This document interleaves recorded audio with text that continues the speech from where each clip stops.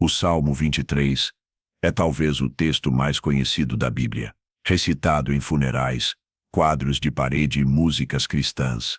Mas por trás de sua suavidade poética, há um mistério espiritual profundo, um mapa da alma, um cântico profético, uma declaração de guerra e confiança. Enquanto muitos enxergam apenas consolo, Davi estava declarando resistência. Enquanto alguns leem como alívio, ele escreveu como um homem que havia caminhado por vales sombrios, enfrentado feras e fugido de inimigos. O Salmo 23 não é uma canção para tempos fáceis. É o hino dos perseguidos que aprenderam a confiar, porque o maior mistério desse salmo não é que o Senhor é meu pastor, é o que ele faz com as nossas dores, com as sombras, com a presença dos inimigos. O salmo revela que Deus não remove o vale, mas caminha dentro dele, que ele não impede a presença dos inimigos, mas prepara uma mesa diante deles. Neste vídeo, vamos mergulhar verso por verso no Salmo 23 e revelar os mistérios espirituais escondidos por trás das palavras que você achava que já entendia. Você verá por que esse salmo é uma chave de autoridade, sobrevivência espiritual e revelação de identidade. Assista até o final. Porque, se o Senhor é de fato o seu pastor, então há coisas que o vale jamais poderá roubar, e há banquetes reservados para você, mesmo na frente dos que te perseguem. O Senhor é o meu pastor, nada me faltará. Essa não é apenas uma frase bonita, é uma declaração espiritual que confronta o mundo moderno, porque dizer que o Senhor é o meu pastor é reconhecer que eu sou ovelha. E ovelhas não andam sozinhas. Ovelhas não escolhem seu próprio caminho. Ovelhas não vivem sem direção. Vivemos numa geração que quer autossuficiência, autonomia, liberdade sem limites. Mas o Salmo 23 começa com a quebra do ego. O Senhor é o meu pastor. Ou seja, não sou eu quem me conduz. Não é a minha vontade que governa. Não é o meu plano que prevalece. Aqui está o primeiro mistério. A verdadeira suficiência nasce da rendição. O descanso não vem quando tudo dá certo. Vem quando você se rende àquele que guia. Se ele é o meu pastor, então nada me faltará. Mas veja, o nada me faltará não é uma promessa de abundância material. É uma convicção espiritual de que nenhuma necessidade essencial da alma será negligenciada. A presença dele supre mais do que o dinheiro pode comprar. A voz dele vale mais do que qualquer multidão que te aplauda. O cuidado dele sustenta no dia mau. Davi não está dizendo que a vida seria perfeita. Está dizendo que o pastor perfeito estaria presente em todas as imperfeições da vida. Essa é a fonte do descanso. Não é a ausência de luta, é a certeza de direção. Não é a ausência de dor, é a presença do pastor no meio da dor. E mais, esse pastor é o próprio Deus. Não é um líder humano, não é um sistema religioso, é o Senhor.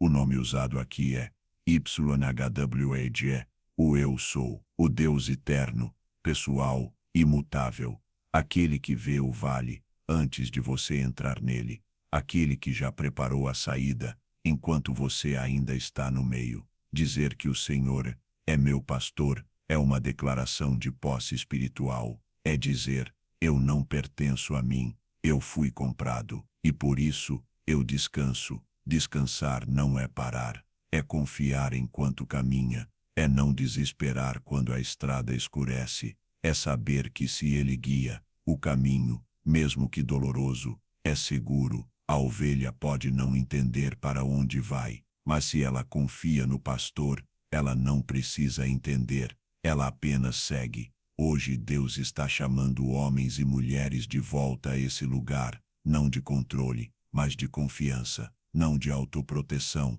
mas de rendição, porque quem anda com o pastor jamais será confundido. Você tem um pastor, e se ele é o seu Senhor, então você não precisa mais correr atrás de nada. O que for necessário, ele sabe como suprir, no tempo certo, do jeito certo, e com amor eterno. Deitar-me faz em verdes pastos, guia-me mansamente a águas tranquilas. Davi não diz que ele deitou. Ele diz que o Senhor o fez deitar. Isso revela algo importante. Nem sempre a alma quer parar, mas Deus sabe quando ela precisa. Vivemos num tempo em que descansar é visto como fraqueza. Silêncio parece perda de tempo. E parar é quase pecado para os que vivem correndo. Mas aqui, o pastor interrompe a pressa da alma para conduzi-la à restauração. Essa imagem é profundamente espiritual, porque ovelhas não se deitam facilmente. Elas são ansiosas, vulneráveis, e só descansam quando estão livres do medo. Não sentem fome e sabem que estão seguras. Pastos verdes e águas tranquilas não falam apenas de conforto externo, falam de um ambiente interior de confiança. O segundo mistério do Salmo 23 é este: o descanso não é ausência de aflições, é presença de confiança. É quando Deus acalma as tempestades internas, mesmo que as externas continuem. É quando a alma encontra comida espiritual e sede saciada, não por distrações, mas pela comunhão. O deitar aqui é uma atitude de rendição plena. É quando a alma entende que pode parar de lutar sozinha, que pode parar de tentar resolver tudo com suas próprias forças, que pode ser guiada e não precisa sempre liderar.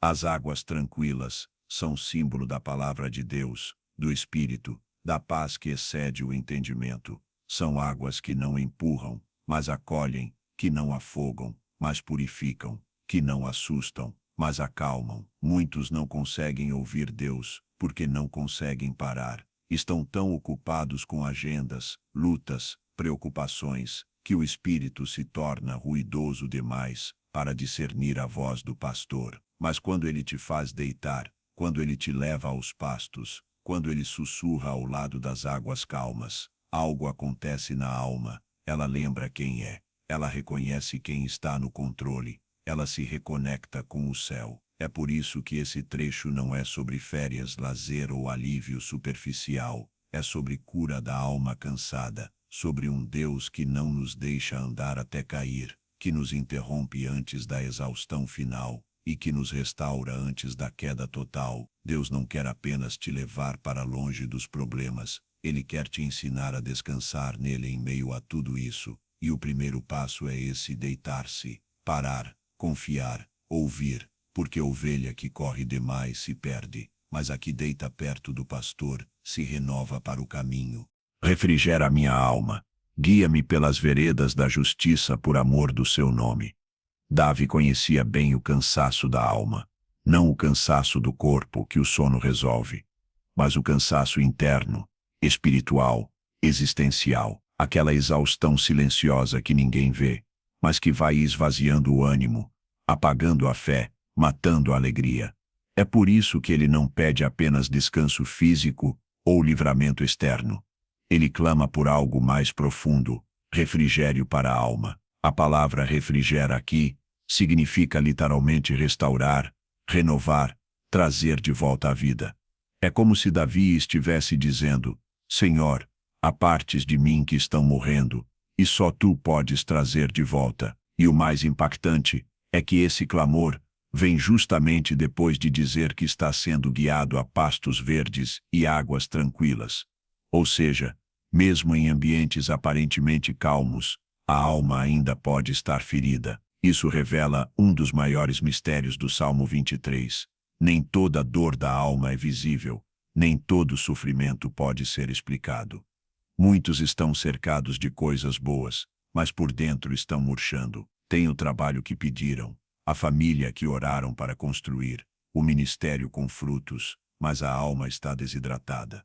E aqui entra a ação do pastor. Ele não apenas nos alimenta, ele nos restaura. Ele não apenas nos conduz, ele nos cura no caminho. O Espírito Santo é o único que consegue entrar nas fraturas da alma, nas feridas que carregamos em silêncio, nas vozes que nos acusam quando o mundo já dormiu. Ele vê o que os outros ignoram. E mais do que isso, ele não apenas vê, ele age. Davi sabia disso porque, mesmo ungido, mesmo sendo rei, mesmo tendo vitórias, ainda lutava com crises interiores. A alma dele oscilava entre salmos de celebração e salmos de angústia. E não há vergonha nisso. O que seria vergonhoso seria continuar vivendo com a alma ferida e fingir que está tudo bem. Davi não fazia isso. Ele se derramava diante de Deus, reconhecia suas rachaduras, e era nesse lugar de humildade que ele encontrava a restauração. Mas há um detalhe ainda mais profundo nessa frase. Davi diz que Deus o guia pelas veredas da justiça por amor do seu nome. Isso é chocante, porque revela que Deus não nos guia apenas para nos fazer bem. Ele nos guia para defender a honra do seu próprio nome. Ou seja, quando Deus cuida da tua alma, não é apenas por amor a você, é porque o nome dele está envolvido na tua história. Ele não permitirá que a sua reputação como pastor seja manchada por uma ovelha abandonada. Ele não te guia porque você merece. Ele guia porque ele é fiel ao nome dele. Esse é o tipo de Deus que temos, um pastor que não se esquece da alma cansada e que se compromete com a nossa restauração como parte da fidelidade ao seu caráter. Mas há um caminho para essa cura, e o caminho se chama veredas da justiça. A alma não é restaurada em qualquer direção. Ela só é renovada quando é guiada pelo caminho certo, pela rota da santidade, pelo trilho do arrependimento. Há muitos que pedem cura, mas se recusam a andar na justiça. Querem refrigério, mas não querem renúncia. Querem consolo, mas não querem correção. E o resultado é uma alma que vive pedindo alívio, mas nunca é transformada. A restauração verdadeira exige rendição total. Significa seguir a voz do pastor mesmo quando ela confronta. Significa abandonar os atalhos da alma ferida, como orgulho, medo, pecado, autopiedade, e entrar nas veredas estreitas, onde o caráter é moldado. Nessas veredas, Deus nos disciplina, nos confronta, nos puxa de volta, mas também nos cura, porque ele sabe que o fim desse caminho não é destruição, mas renovação. O Salmo 23 revela que a alma restaurada não é um prêmio, é um processo, e esse processo passa por pausas, por guiança, por arrependimento e por intimidade. Quanto mais perto do pastor, mais curada a alma se torna, e quanto mais curada a alma, mais ela confia, obedece e permanece. O mundo pode oferecer distrações, promessas vazias e soluções passageiras, mas só o pastor da eternidade pode restaurar aquilo que está quebrado dentro de você. Não importa o quanto você esteja cansado, não importa o que você perdeu, não importa quem te feriu. Se o Senhor ainda é o seu pastor, então a sua alma ainda tem um lugar de refrigério, e Ele está te chamando para esse lugar, agora. Ainda que eu andasse pelo vale da sombra da morte, não temeria mal algum, porque tu estás comigo. A tua vara e o teu cajado me consolam.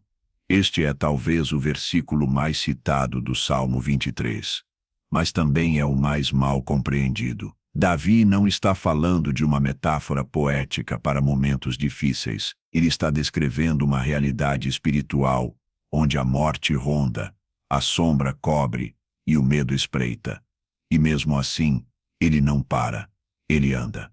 O mistério aqui começa na primeira palavra, ainda que. Davi não está dizendo, se eu andar.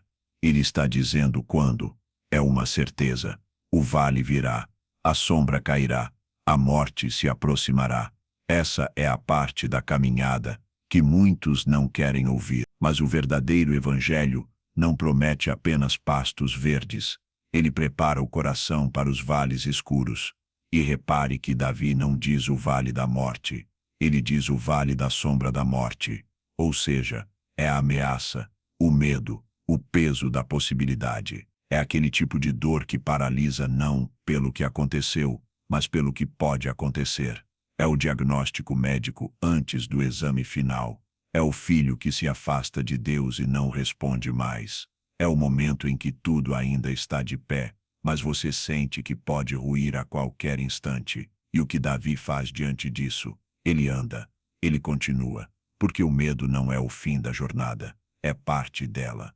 E a fé não é a ausência de trevas, é coragem para andar mesmo sem ver. A fé que Davi expressa aqui é uma fé que não nega o vale, mas escolhe confiar mesmo no escuro. Mas de onde vem essa coragem? Ele responde: porque tu estás comigo. Aqui está o coração do capítulo. A presença de Deus é mais poderosa do que qualquer luz visível. Não é a ausência da morte que tranquiliza a alma, é a presença do pastor. O que consola não é o fim do vale, é saber que ele está ali, mesmo quando o céu parece calado. Davi não está sozinho, ele tem a presença, e a presença é tudo, mas ele vai além. Ele diz que a vara e o cajado de Deus o consolam. Por quê? Porque a vara é símbolo de autoridade, disciplina e proteção, e o cajado representa cuidado, direção e correção. A vara afasta o lobo, o cajado puxa a ovelha de volta, e ambos revelam que Deus não apenas caminha com Davi,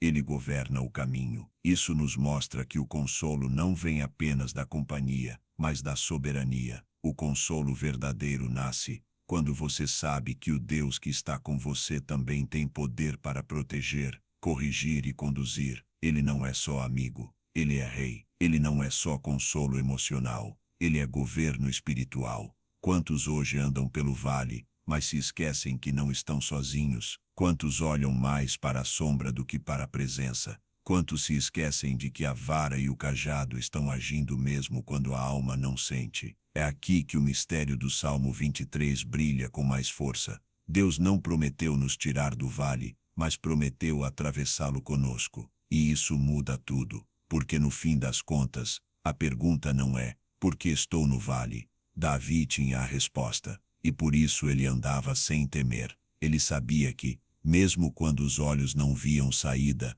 o coração podia confiar. Mesmo quando os pés hesitavam, o espírito podia descansar. Mesmo quando a morte fazia sombra, a vida de Deus iluminava por dentro. Hoje, muitos estão vivendo nesse vale, não conseguem enxergar um futuro, estão cercados por vozes de medo, desânimo, desesperança, mas o Espírito do Senhor te lembra: você não está sozinho, ele está aí, com vara, com cajado, com presença real. E se ele está aí, você pode continuar andando, porque o vale tem fim, e do outro lado, há uma mesa esperando por você. Preparas uma mesa perante mim na presença dos meus inimigos. Unges a minha cabeça com óleo, o meu cálice transborda. Davi faz aqui uma virada surpreendente. Após o vale da sombra da morte, ele não fala de descanso ou alívio imediato. Ele fala de uma mesa. Não de uma fuga, não de um esconderijo, mas de uma mesa, símbolo de comunhão, honra e celebração, e o mais impressionante, no meio da presença dos inimigos. Esse é um dos maiores mistérios do Salmo 23. Deus não promete tirar os inimigos de cena, mas promete te honrar na frente deles. Ele não faz a festa depois da batalha. Ele te convida para a mesa durante a guerra. Isso confronta nossa lógica humana, que sempre espera a vitória para depois comemorar. Deus, porém, manifesta sua glória no meio da tensão. Ele transforma o campo de ataque em um altar de adoração. Ele faz da afronta um cenário de exaltação. Davi sabia o que era ser cercado por inimigos. Sabia o que era ser traído, caluniado, perseguido. Mas também sabia que Deus era fiel em mostrar publicamente que a sua mão estava sobre ele. E é isso que essa mesa significa. É Deus dizendo: mesmo que todos te desprezem, eu te sustento. Mesmo que eles queiram te derrubar, eu te sento na minha presença.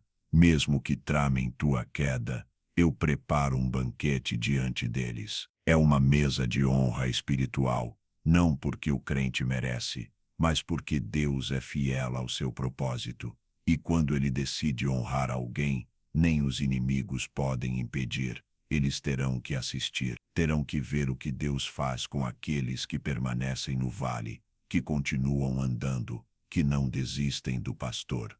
E não é só isso. O texto continua: unges a minha cabeça com óleo. No contexto bíblico, o óleo simboliza separação, capacitação, autoridade, presença do Espírito Santo. Era usado para consagrar reis, sacerdotes, profetas. Era o selo de que alguém havia sido escolhido por Deus para algo maior. Esse ungir da cabeça é a resposta de Deus às humilhações sofridas.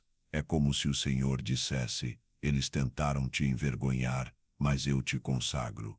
Eles tentaram te diminuir, mas eu te separo. Eles quiseram te excluir, mas eu te levanto diante deles. O óleo na cabeça representa cura da mente, renovo da visão, clareza de propósito. É um Deus que restaura não só o corpo cansado, mas também a mente ferida pela rejeição. E então, Davi completa: o meu cálice transborda. Não é um cálice cheio apenas, é transbordante. Isso revela que a bênção de Deus não é apenas suficiente, ela é abundante. O cálice, na simbologia bíblica, representa porção, destino, experiência espiritual. Quando Deus faz o cálice transbordar, Ele está dizendo: não vou apenas te dar o necessário, vou te fazer uma fonte, vou te usar para abençoar outros. É um transbordar que cura quem está ao redor, que consola outros vales, que inspira outras almas a continuar.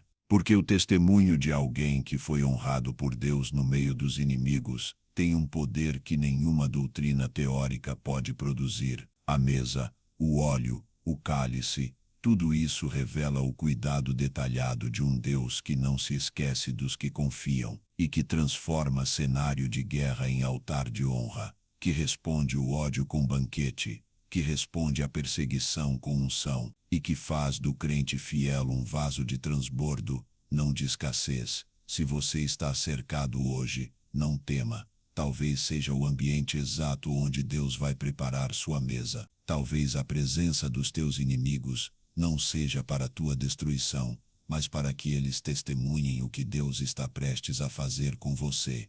Apenas permaneça. O pastor está agindo, e a mesa já está sendo posta. Certamente que a bondade e a misericórdia me seguirão todos os dias da minha vida.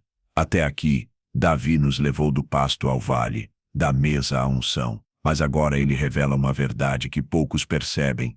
Enquanto os inimigos nos perseguem por fora, Deus coloca dois agentes espirituais para nos perseguirem por dentro: a bondade e a misericórdia. Essa frase não é uma afirmação comum. É uma convicção que nasce da fé, certamente. Ou seja, sem dúvidas, sem talvez, sem quem sabe. Davi não está dizendo que tudo será fácil, mas está dizendo que, independente do caminho, algo vai acompanhá-lo com fidelidade implacável, a bondade e a misericórdia de Deus. Mas repare, elas seguem, ou seja, elas não vão na frente abrindo caminho. Elas vêm atrás, cobrindo as falhas, curando os passos tortos, reconstruindo o que você destruiu. A bondade de Deus vai além do que merecemos, e a misericórdia vai além do que entendemos. A bondade é quando Deus nos dá o que não merecemos: favor, graça, direção, suprimento.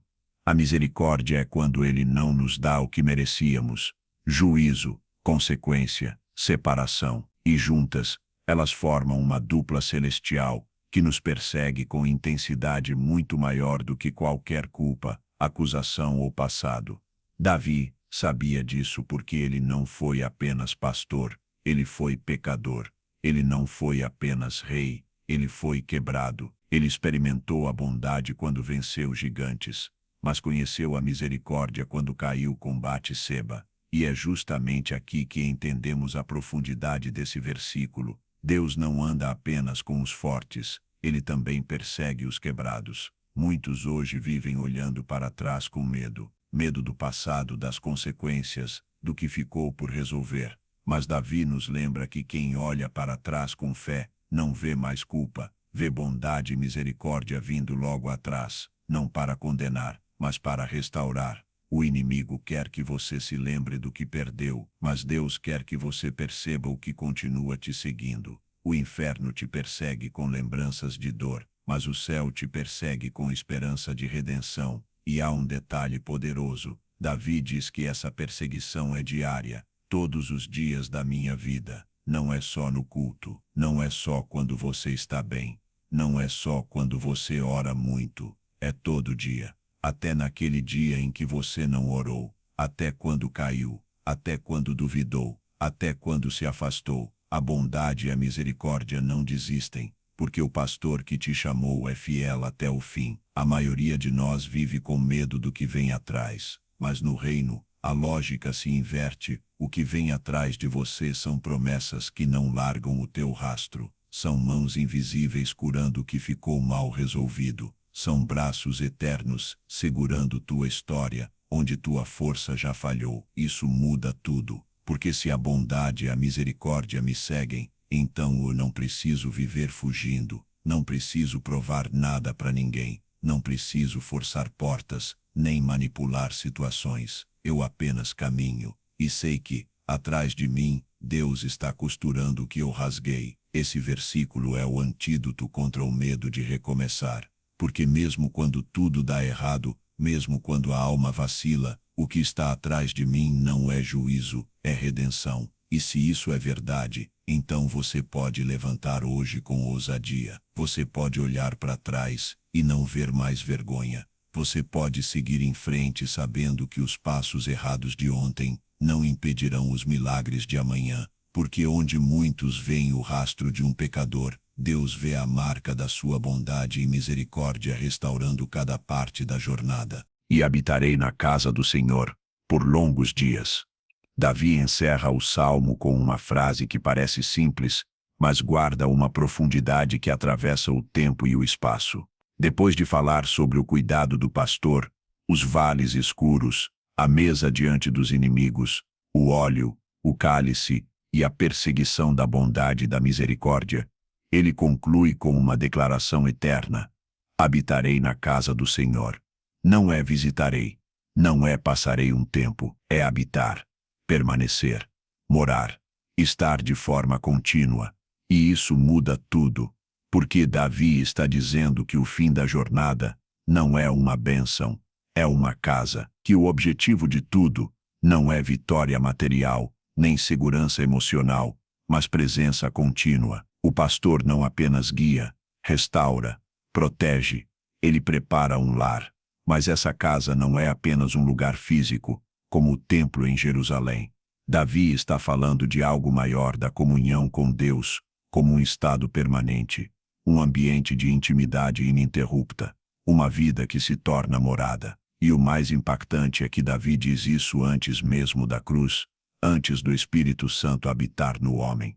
Ele já desejava, e antevia, o que hoje nos foi dado por Cristo ser casa de Deus. O verbo habitar aqui também aponta para o fim de toda a ansiedade. Quem habita não corre, quem habita não se desespera, quem habita não precisa provar nada. Habitar na casa do Senhor é a cura para a alma inquieta.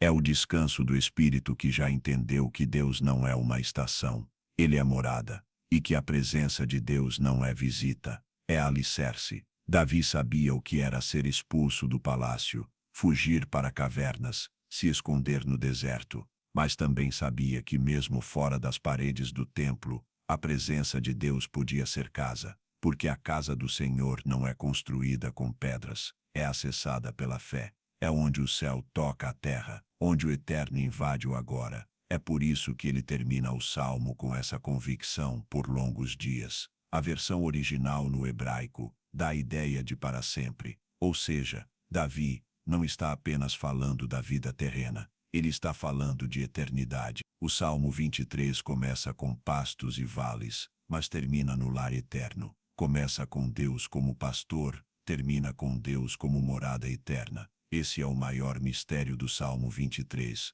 Tudo o que vivemos aqui é apenas o caminho para o lar. As dores, os vales, os inimigos, os banquetes, a unção, o transbordar, tudo nos conduz para um destino final, a casa de Deus. A jornada com Deus não tem como fim uma bênção, ela tem como fim Deus, e isso muda a motivação do nosso coração, porque muitos caminham esperando algo dele, mas Davi nos mostra que o verdadeiro descanso é estar com ele, é viver com a consciência de que não importa onde você esteja fisicamente, se a presença dele está com você, você já está em casa. A eternidade começa agora, não quando morrermos, mas quando entendemos que o lugar mais seguro do universo é a presença de Deus, e que não há maior recompensa do que habitar ali, todos os dias, em oração, em entrega, em obediência, em adoração, em silêncio, em rendição.